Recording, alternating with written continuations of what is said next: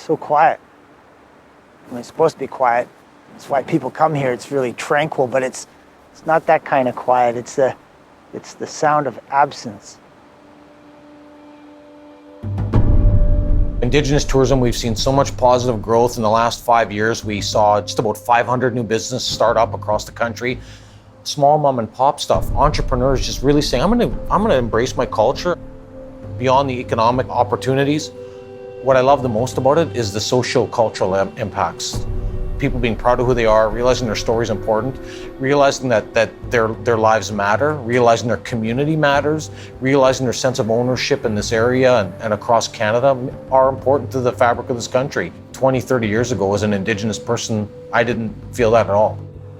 Indigenous culture is all about sharing, and that's ingrained in us. Like we like to share who we are, we like to share our experiences, our stories.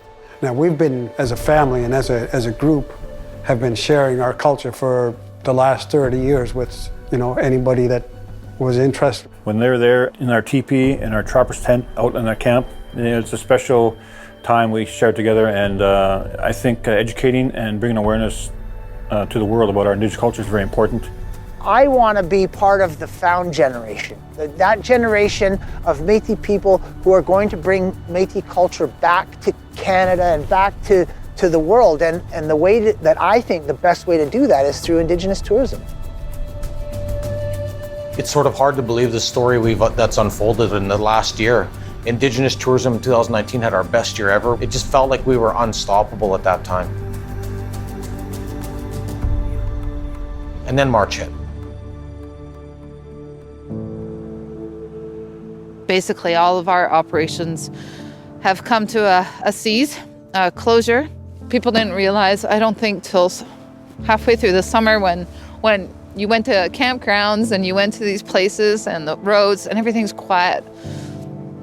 And people started talking about what it's like with no visitors here.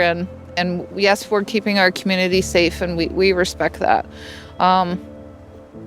But it also changes who you are. Our clientele, 99%, was out of country or across the border with the United States. When those borders closed, we were left standing here going, what are we going to do now? The backbone of North Star Adventures has been our staff. When the pandemic hit, we had to lay them all off, and that was sad because part of our family is gone now. We're not like any other tourism business. So have 39 sled dogs that still eat the same amount of food every day. They still need their vet checks, vet bills come in. They still need their straw in their dog houses. We immediately began to think about what do we need to do to try and change things. We called on the federal government for $16 million because we knew we were going to have to try and stabilize hundreds of businesses, not just a handful. Many of our small businesses lived hand to mouth, and and their sales would drive, could they survive or not?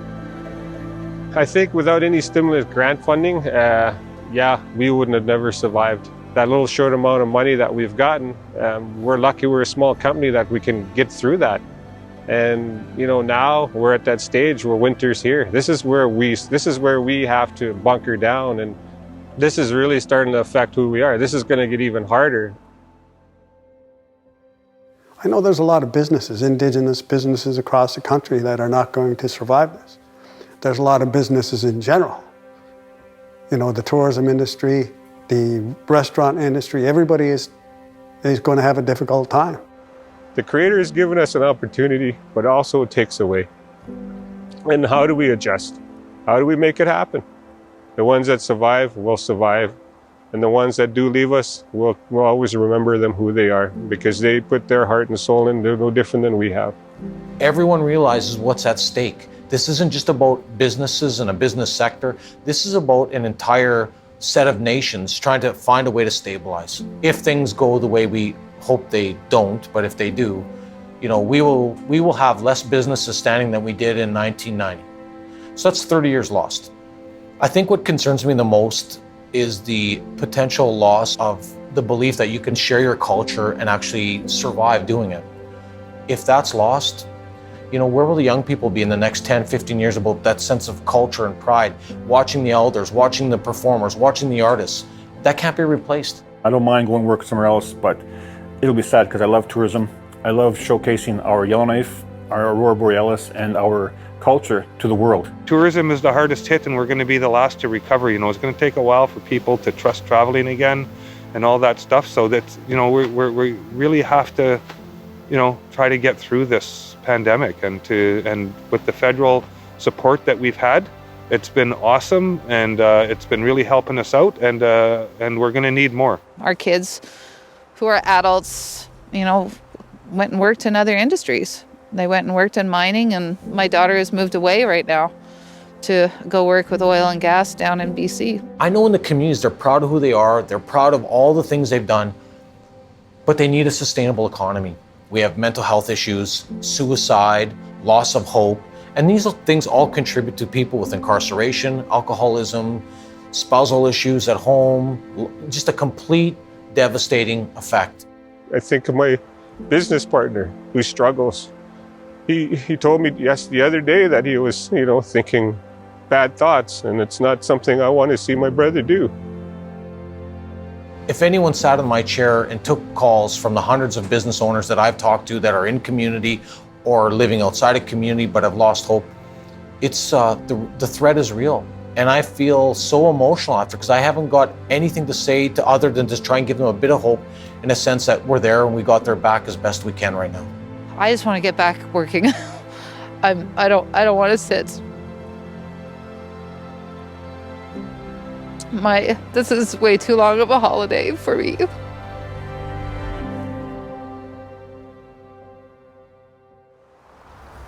We're very hopeful that by next year's Aurora season, which is August 15th, the global travel will have resumed by then. But if we don't get additional funding in that regard, then we are in the plan B, which is selling off assets. The time for action is right now.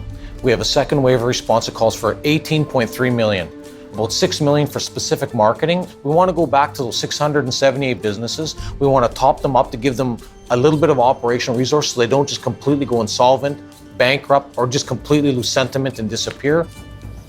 We were a driving force for the tourism economy. If we stabilize it enough, Indigenous tourism will come out further ahead than ever before. The tourism industry will open back up fairly quickly once the vaccine is out and everybody gets vaccinated. The borders will open back up. I believe Indigenous tourism should be that word that people say first when they're coming to visit Canada. We're the first stories. We're the first people of the land. We're resilient, and we will get through this. And no matter how many waves COVID-19 throws at us, it's our responsibility to get through this and to stabilize ourselves, because our work today will have a long-term impact. And I think more than ever, that's our biggest responsibility going forward. Surviving, our people have done it for generations. And we're still here today, and we'll still be here tomorrow. And that's something that I really hope that everybody across Canada can hold hands and pray that we get through this.